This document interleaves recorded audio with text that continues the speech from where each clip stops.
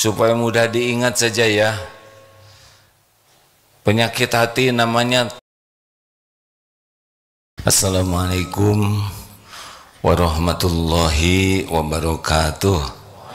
Semoga Allah mengaruniakan kepada kita hati yang bersih, amal yang diterima, istiqomah, husnul khotimah, jadi ahlul jannah.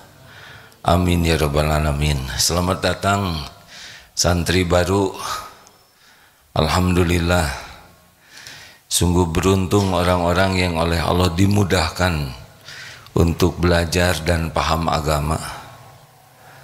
Karena ciri orang yang dikehendaki Allah kebaikan baginya, man yuridillahu bihi khairan yufaqihu fid din. Barang siapa yang dikehendaki Allah kebaikan, ini orang ini bakal baik nih, bakal sukses dunia akhirat insyaallah. Cirinya adalah bukan dikasih uang, bukan dikasih pangkat, jabatan, tapi dikasih paham agama. Ada tahu, ada paham, ada bisa, ada istiqomah. Tahu itu hanya mendengar, mendapat informasi. Paham itu dengan belajar sungguh-sungguh. Tapi yang dinilai oleh Allah bukan pahamnya, melainkan dua. Apa yang dinilai oleh Allah? Hati dan amal. Innallaha la yanzuru ila suwarikum wa amwalikum walakin yanzuru ila qulubikum wa a'malikum. Sesungguhnya Allah tidak melihat rupa dan hartamu, tapi Allah melihat hati dan amalmu. Kenapa pesantren? Supaya paham agama. Kalau orang yang paham agama, apa cirinya? Hatinya semakin bersih dan amalnya semakin berkah, semakin melimpah ruah, berkualitas. Jangan ukur seseorang hanya dengan casing. Bungkus ini dibagikan oleh Allah kepada siapa saja. Penjahat juga diberikan casing yang bagus. Tetapi paham agama yang berbuah qalbun salim dan berbuah amal yang diterima, itulah ciri orang yang akan bahagia, mulia, selamat. Adik-adik, siapa santri yang paling sukses? Santri yang paling bersih hatinya dan paling diterima amalnya. Tuh. Jadi tidak dilihat rankingnya bagaimana. Mungkin nanti adik-adik dapat ranking, dapat penilaian itu dan ini, tetapi yang dinilai Allah adalah hatinya dan amalnya. Jelas? Jadi sambil belajar, berlomba-lombalah membersihkan hati dan meningkatkan amal supaya amalnya diterima oleh Allah. Mana Fauzan? Ya. Itu kasihan, ditarik aja ke depan supaya yang di belakang tidak terhalang. Ya, silakan. Maksudnya jangan terhalang oleh tiang ya, majukan ya, maaf ya. Terus ya, silakan terus ya. Di dalam ilmu belajar, kontak visual itu lebih mudah. Nah, rekan-rekan sekalian, adik-adik, berikut ini adalah beberapa penyakit hati yang harus kita kenali dan harus kita obati. Penyakit hatinya supaya mudah diingat saja ya. Penyakit hati namanya tengil. Apa? Di sini kan ada santri Yang paling baik adalah santri yang bebas dari penyakit tengil. Tengil itu singkatan. T-nya takabur, ulangi. E-nya egois. G-nya galak. N norak. G-nya galak. I-nya iri. L-nya licik. Sengaja dibuat perumpamaan singkatannya supaya lebih mudah dihafalkan. Tengil singkatan dari apa? T, E, G, N, Nora, G, I, L, A. Bagus. Kalau mau lebih jelas suatu saat namanya penyakitnya hampir sama, tapi istilahnya agak susah. Shimuntaki ucidun. Nah, coba ulangi. Ini yang sebetulnya yang lebih paten ya, tapi rada susah dihafal. Shimuntaki ucidun. Coba ulangi.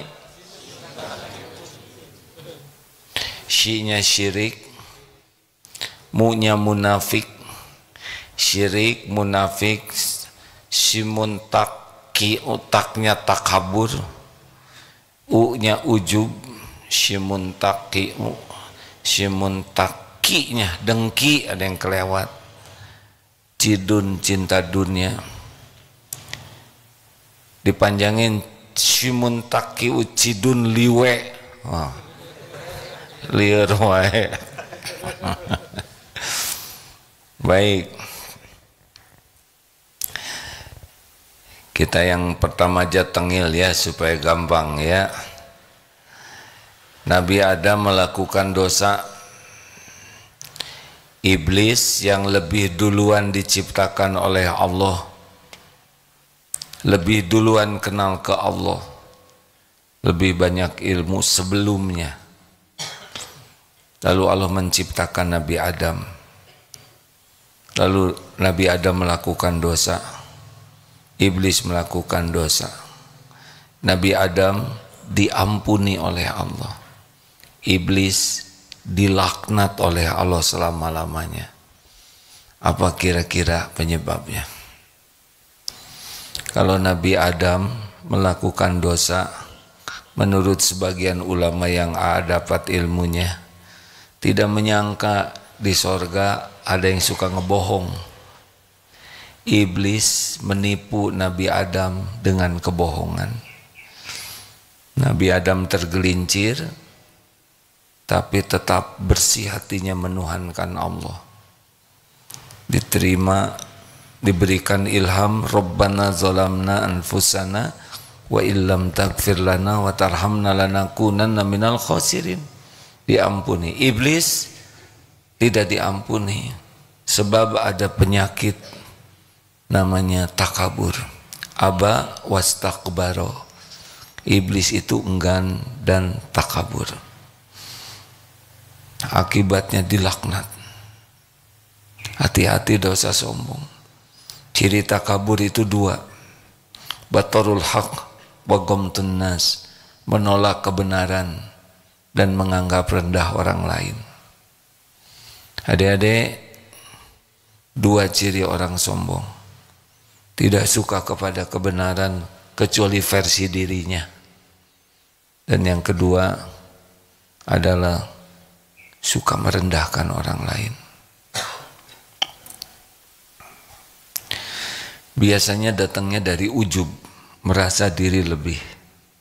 Iblis merasa dirinya lebih baik daripada Nabi Adam. Ana khairu minhu. Aku diciptakan dari api, Adam dari tanah.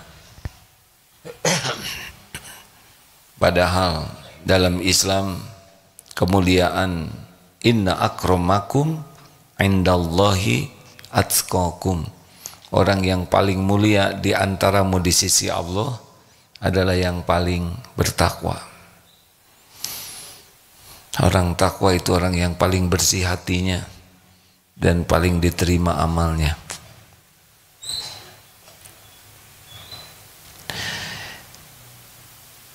Ciri orang sombong itu tidak suka ikut ke pengajian, tidak suka belajar agama.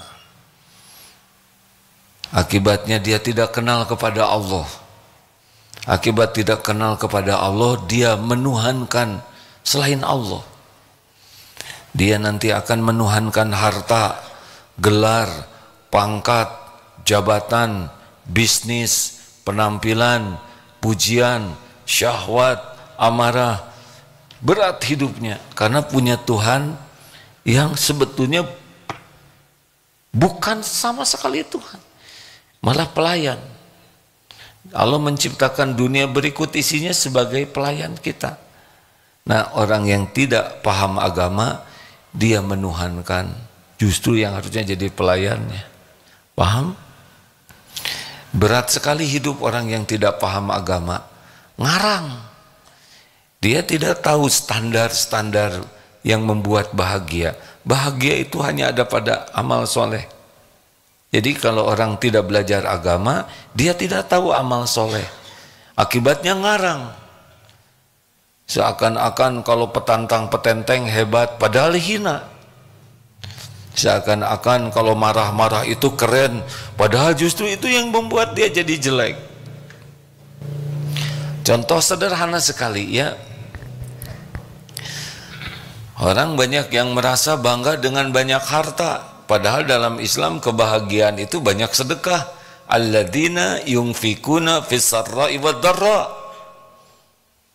Ada yang merasa hebat dengan emosional, padahal justru orang yang mulia bahagia itu wal kadhiminal ghaidh, menahan amarah. Ada yang hidupnya penuh kebencian, kedendaman, padahal bahagia itu justru dengan wal afina 'anin nas, memaafkan.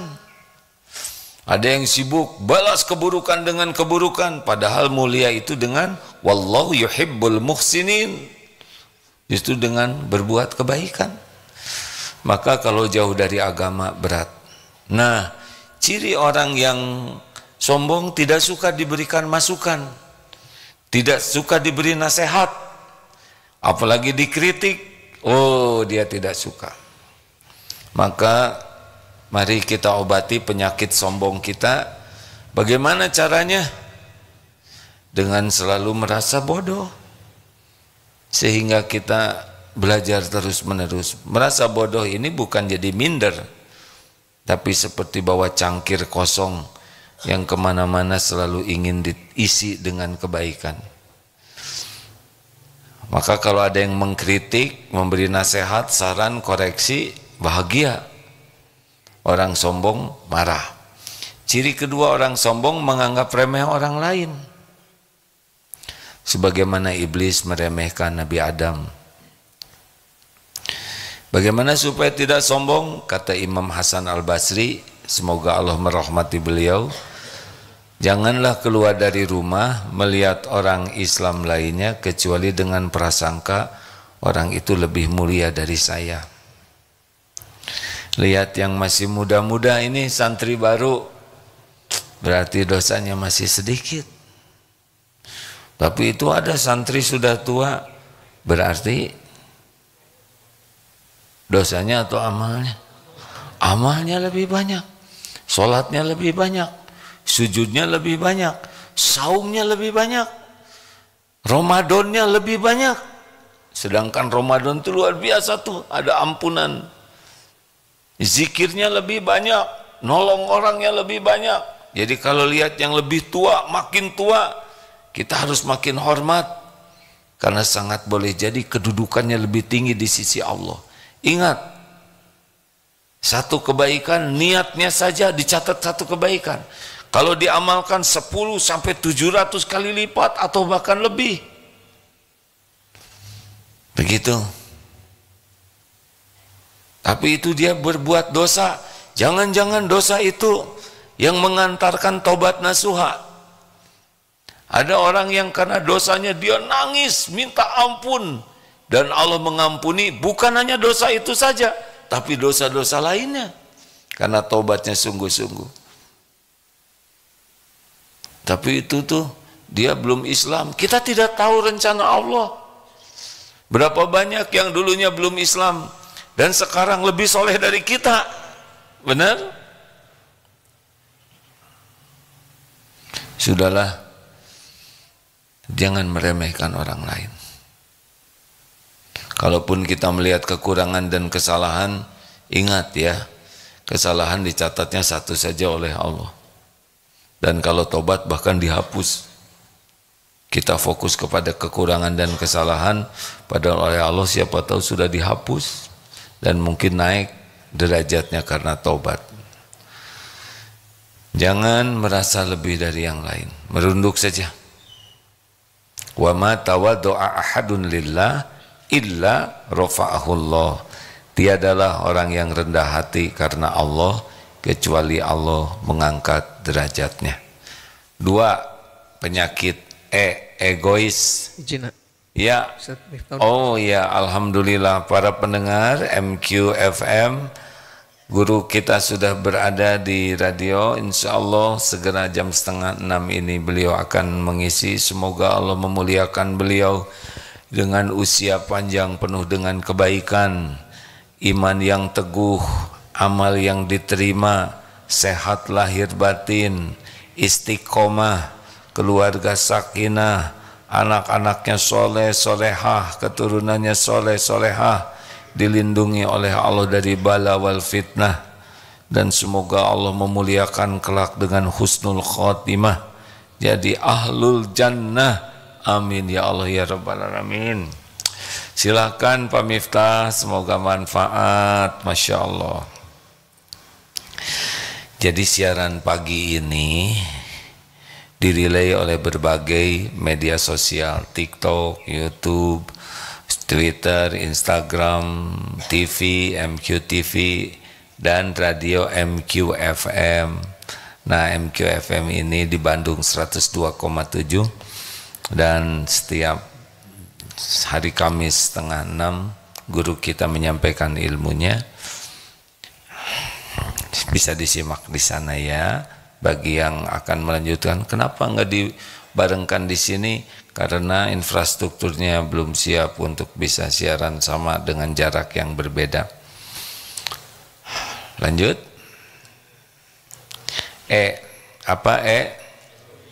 Egois. Ego itu masih normal, tapi egois mementingkan diri sehingga mengorbankan orang lain, ini penyakit. Contoh, keluar dari sini mencari sendalnya sendiri normal, tapi mencari sendal yang lebih bagus dari sendalnya nyolong. Dalam Islam, khairun nas anfa'uhum linnas, sebaik-baik manusia itu yang paling banyak manfaat. Jadi kita belajar, kita beribadah supaya hidup kita semakin banyak manfaatnya. Kalau ilmunya sedikit, kemampuan kita sedikit, sedikit juga manfaatnya. Nah, kita belajar terus, kuliah S1, S2, kalau perlu S3, kita kerja lebih keras, lebih cerdas. Supaya apa? Supaya Allah menitipkan beragam karunia-Nya agar kita bisa distribusikan bagi yang lain. Karena keperluan kita tidak banyak. Jadi adik-adik, siapa yang paling banyak ilmunya, yang paling banyak manfaatnya?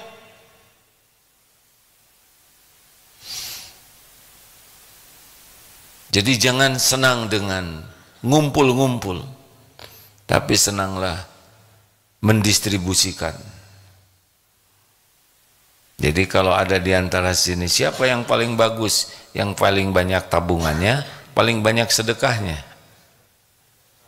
Jawab, sedekahnya. Ayo, jangan egois. Kalau kita dapat ilmu, ajarkan kepada yang lain. Tidak berkurang ilmu kita, nambah malah. Jangan merasa ingin pintar sendirian. Justru memintarkan orang lain, itulah orang pintar. Jadi kalau kita jadi jalan, teman-teman kita, misalkan takdirnya kita ranking 1 nih, jago matematik, ajarkan sebanyak mungkin. Wah, nanti gimana dong, A? Jadi banyak ranking 1-nya, ya bagus. Malah saya kesusul oleh ini nih santri yang tadinya dia saya ngajarin, sekarang dia lebih pintar dari saya. Bagus. 3. Yang ketiga penyakitnya norak. Bukan nama ini ya, bukan norak, tapi norak sebetulnya inginnya nyebut ria ya, tapi jadi teri, nggak enak ya, nggak maunya tengil. Penyakit teri kan nanti ikan teri tersinggung. Orang yang ria ini, norak ini adalah yang menuhankan penilaian dan pujian orang lain. Jadi sibuk aja membangun casing demi dinilai orang. Capek. Yang ingin kelihatan keren, ingin kelihatan cakep, ingin kelihatan kaya, ingin kelihatan hebat, ingin kelihatan pinter, ingin kelihatan soleh, solehah. Ini kehidupan melelahkan. Kenapa melelahkan? Karena Allah tidak suka. Yang Allah sukai adalah orang-orang yang ikhlas. Apakah ada yang tidak suka sama orang ikhlas? Jawab, ada. Setan. Karena orang mukhlasin itu tidak bisa ditipu oleh setan.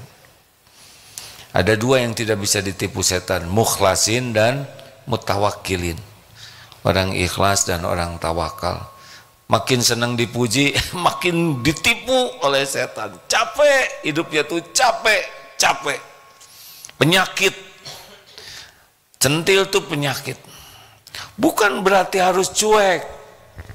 Wah kalau gitu saya cuek. Enggak, bukan begitu. Kita, dengar ini dalilnya. Innallaha la yanzuru ila suwarikum wa amwalikum walakin yanzuru ila qulubikum wa a'malikum.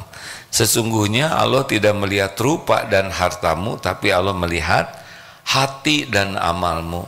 Jadi kita fokuskan apapun yang kita lakukan, niatnya adalah agar Allah Tuhan kita ridho kepada kita.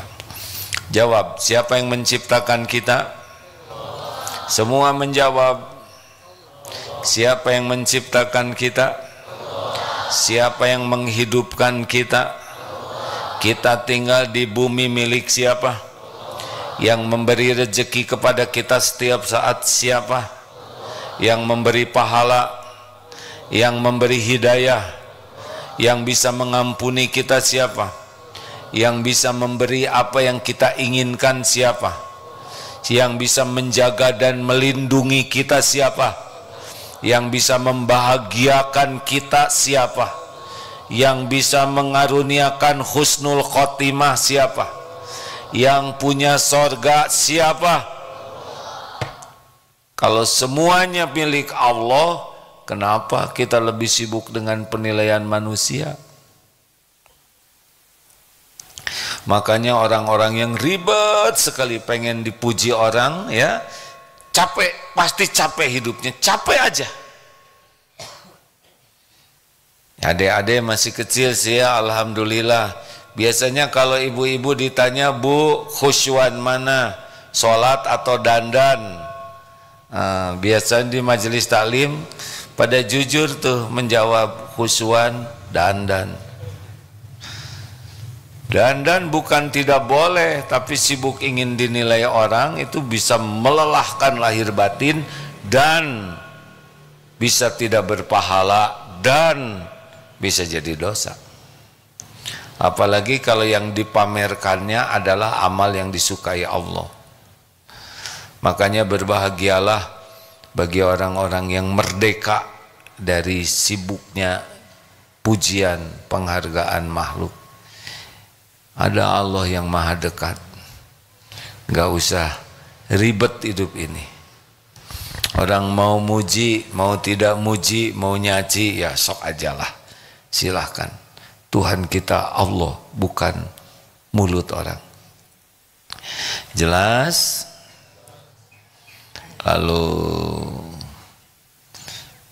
lakukan, lupakan. Ulangi. Adik-adik bangun jam berapa ini? Jam 3. Tahajud tadi. Hari ini saum kah? Oh, belum mulai ya. Hari ini masih mataba ya. Baik, lanjutkan. Kelihatan ahli tahajud ya. Cirinya apa? Ngantuk katanya.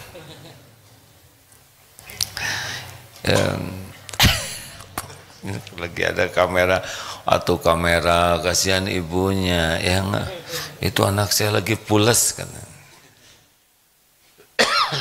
Sampai hari apa ini matabanya? Sabtu. Berarti kapan ke gunung latihannya? Hari ini berangkat ke gunung, nanti ke hutan ya. Katanya di sana itu ada ular, pernah ada harimau malah ya. Ada di situ, maksud itu di kebun binatang ya, tidak boleh bohong. Ini kan nanti adik-adik udah tahu nanti latihan di gunung di hutan, udah tahu belum? Ada yang penakut enggak? Ya nanti biasanya kan solo bivak sendiri-sendiri, nggak usah takut dari sekarang, belum perginya ya. Ada Allah tidak? Bagus ya. Jadi kalau nanti di hutan pisah-pisah sendiri-sendiri namanya solo bivak, malam-malam nggak ada siapa-siapa, nggak mungkin nggak ada siapa-siapa. Pertama ada panitia ya, tapi panitia nggak kelihatan kan lagi istirahat ya. Bagaimana cerita ya, kalau ada yang nakut-nakutin bilang aja panitia tidak boleh seperti itu ya. Dosa nakut-nakutin santri gitu. Padahal panitia nggak nakut-nakutin. Jadi siapa tadi pocong yang loncat-loncat? Dulu cerita sedikit ya. Dulu kalau ada pesantren kilat suka ditakut-takutin. Kan jurit malam jalan, terus santri ya panitianya loncat-loncat pocong-pocongan. Tapi lama-lama hilang itu pocongnya. Tahu kenapa? Gini ya, dia kan loncat 10 kali, enggak Pak, loncat ini gitu. Nah sekarang yang lewatnya santrinya 1000 Pak. Ini malam ini berarti sekitar 500 nanti kisah. 500 kali 10 berarti 5000 kali loncat ya kan. Itu gempor. Jadi baru setengahnya udah pada puyeng pocongnya. Maka tapi kok panitia tidur masih ada yang loncat misalkan. Ya itu Bang, terserah ya. Nah sebagai santri baik sangka aja panitia, nggak boleh nakut-nakutin. Bukan, saya asli. Tuh udah nakut-nakutin, ngebohong gitu. Sumpah kata pocong. Ibu dia nggak percaya. Ini anak pocong ya. Astagfirullah. Saya mau bergurau ya, tapi gurau ini pasti dicatat nih. Nggak usah kalau misalkan ada yang jalan kerusak-kerusuk, udah berbaik sangka aja panitia ya. Halo. Kalau nanti di hutan ada binatang-binatang lain, semuanya ciptaan Allah, termasuk pohon, rumput, ciptaan Allah. Akan di sana ada lintah, ada cacing, ya nggak apa-apa, semuanya bertasbih kepada Allah. Gimana kalau ada ya udah, anggap aja itu burung lagi bertasbih gitu ya. Gimana caranya supaya tidak takut? Takut itu karena merasa sendiri.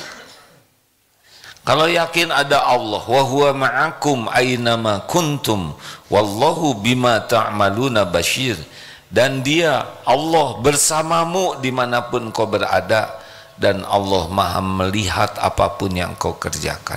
Jadi tidak pernah sendirian seperti sekarang. Allah sedang melihat kita, Allah mendengarkan apapun yang terucap, Allah menyaksikan apapun yang terjadi.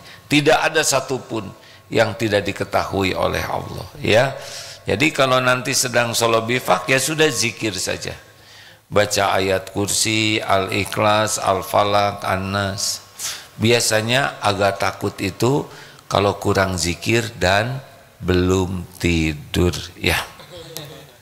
Kalau sudah tidur, ya sudah, tenang ya, ini bekal. Ibu masa keemasan mau ikut camping? Jangan ya. Biar anak-anak aja. Selanjutnya sudah sampai di mana nih? Orang G, galak. Jadi marah boleh tidak? Ada kalanya malah boleh. Apakah Rasulullah pernah marah? Pernah. Tapi alasannya berbeda. Kalau tentang diri pribadi, Rasulullah tidak marah. Ketika orang menghina pribadinya, tenang saja, walaupun ada yang diberi sanksi, ya. Kalau menghina secara pribadi, tapi menghina kerasulan, menghina Allah, menghina Al-Quran, Rasulullah marah.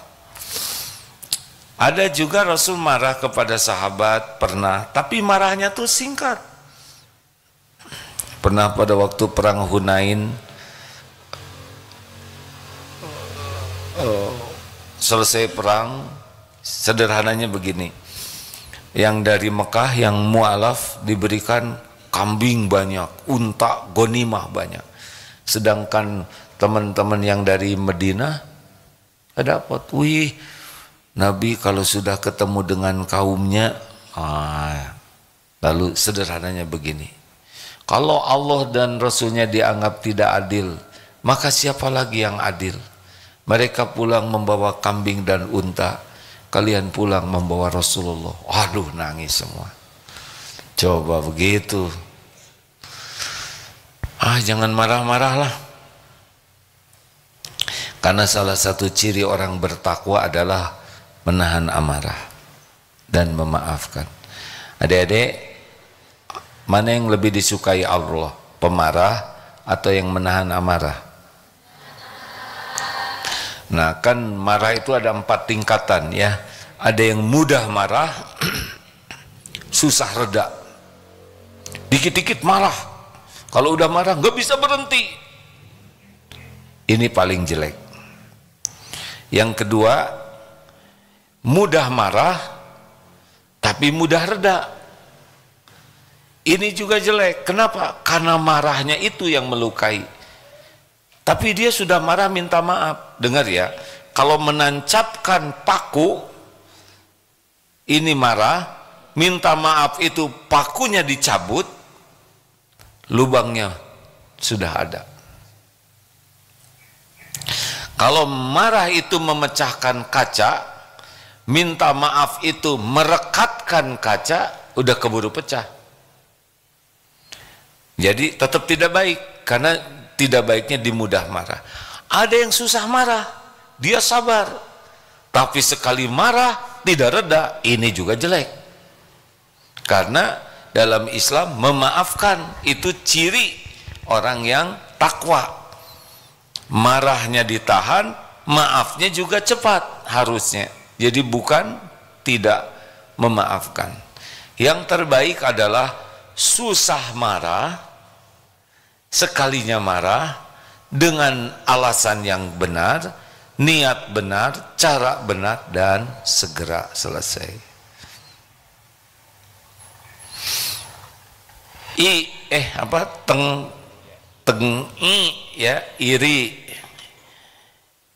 Iri itu SMS, susah melihat orang senang, senang melihat orang susah.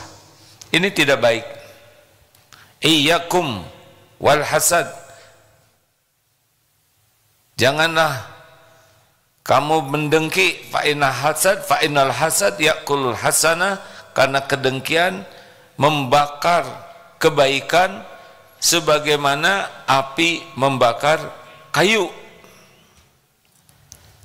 Lihat api unggun, pohon tumbuh lama, udah lama ditebang, sudah ditebang ditumpukan, susah. Berapa lama untuk sebuah api unggun persiapannya? Tapi lihat ketika terbakar, selesai saja. Kita berjuang, sholat, saum, ngaji, sedekah, wah banyak. Tapi hati kita pendengki, nanti seperti iblis. Dia menjadi makhluk terkutuk karena penyakit kesombongannya yang diantaranya disebabkan kedengkian di hatinya. Jadi bagaimana dong? Ingat baik-baik adik-adik, setiap orang punya kapling takdir masing-masing. Yang membagikan karunia adalah Allah, sesuka Allah. Kalau ada saudara kita dapat karunia, memang sudah jatahnya. Apa yang harus kita lakukan? Doakan supaya barokah. Kalau teman punya ranking bagus, doakan. Teman punya nilai bagus, doakan. Ini obatnya, doakan supaya diberkahi oleh Allah rezekinya, supaya diberkahi oleh Allah ilmunya, supaya diberkahi. Gak boleh ada keinginan hilang nikmat yang Allah berikan, tidak boleh. Dengki hanya menghancurkan diri kita. Dengki membuat hati kita tidak tenang. Dengki membuat pahala kita habis, bisa gibah diberikan kepada yang didengki. Dan dengki tidak akan memindahkan nikmat orang kepadanya. Iblis dengki kepada Nabi Adam. Apakah jadi pindah karunia Nabi Adam ke iblis? Tidak, malah jadi dilaknat. Jangan dengki kepada saudara kita, ya. Terserah Allah mau ngasih apa saja kepada siapa saja, doakan keberkahan. Kalau kita ingin, minta ke Allah. Ini teman berangkat umroh, udah tidak usah apa-apa selain doakan supaya umrohnya diterima. Kalau ingin umroh, doa minta diundang oleh Allah. Ini sama-sama nyari jodoh, namanya Five Angel. Yang 4 udah dapat jodoh, 1 belum. Tidak boleh kotor hati. Doakan yang 4 itu. Dan dia pengen minta. Jangan minta yang punya teman, ya. Apalagi minta dipindahkan atau bergabung, jangan. Kenapa ketawanya begitu, kayak?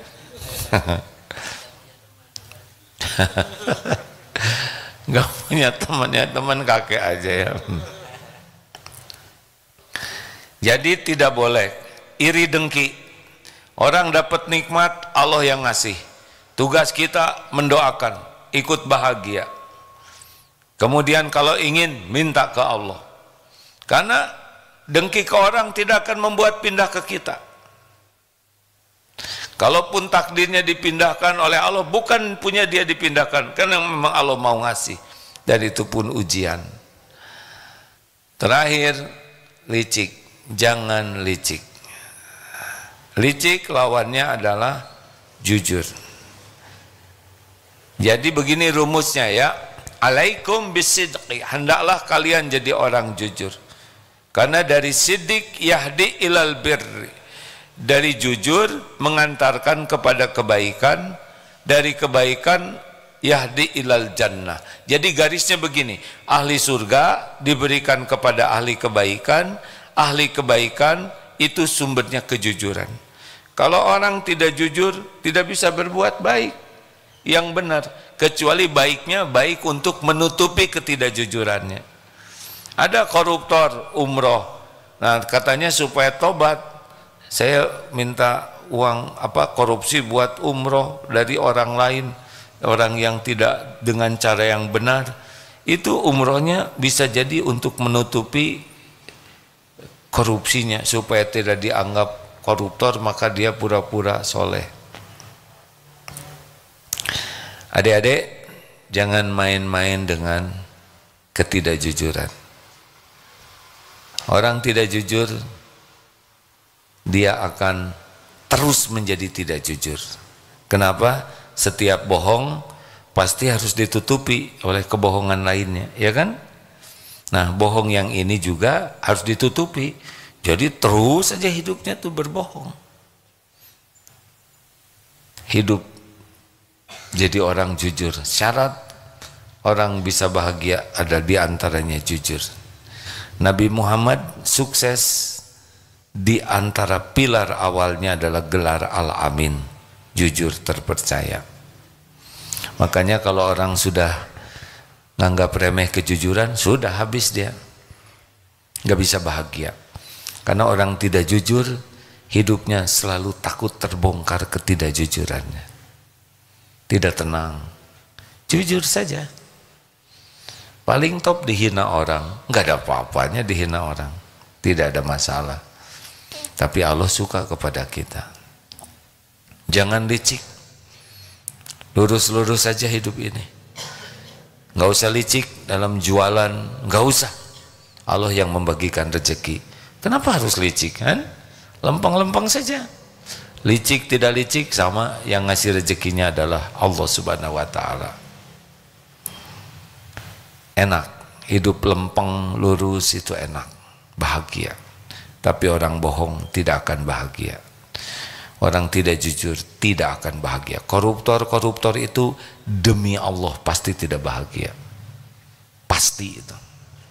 Karena Allah tidak memberikan bahagia dalam dosa dan maksiat. Jadilah orang yang jujur terpercaya. Demikianlah hadirin sekalian,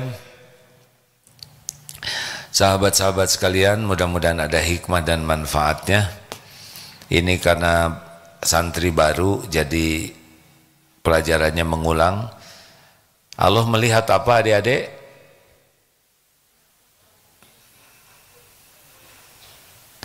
Ya, jadi menyerapnya cepat lalu hilang. Allah melihat hati dan amal. Sebetulnya semuanya dilihat oleh Allah.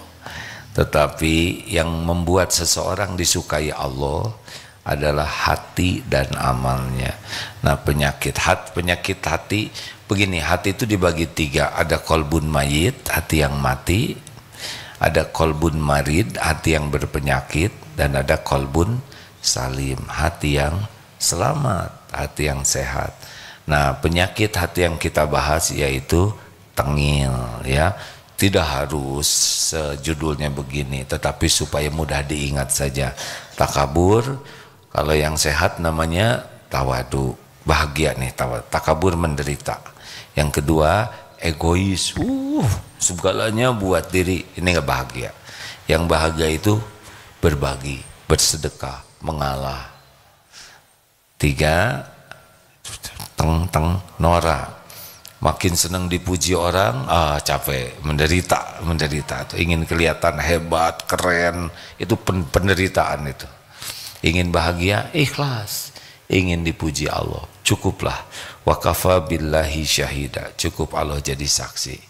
4, galak, emosional, cenderungnya zolim. Yang benar dalam Islam menahan amarah, tegas dan santun. Kita boleh mengambil keputusan, ya, tapi santun, tegas dan santun. Iri dengki itu penyakit. SMS, susah lihat orang senang, senang lihat orang susah. Harusnya bagaimana? Bahagia, bersyukur dengan nikmat yang ada, mendoakan nikmat yang Allah berikan kepada yang lainnya. Kalau pengen, minta ke Allah. Itu rumusnya menghadapi dengki, ya. Karena kita ingin dari yang di dia juga Allah yang ngasih. Jadi kalau pengen jangan mikirin hilang dari dia atau ngarep-ngarep dari dia, tinggal minta karena Allah yang punya semua. Dan yang terakhir, penderitaan itu licik, tidak jujur. Obatnya adalah syidik. Jadi orang yang jujur terpercaya. Enak. Mudah-mudahan Allah yang sedang mendengarkan mengabulkan kita menjadi orang yang kolbun salim. Allahumma inna nas'aluka qalban salima. Amin ya rabbal alamin. Ya Allahumma sholli ala sayyidina Muhammad wa ala alihi wa ashabihi ajma'in.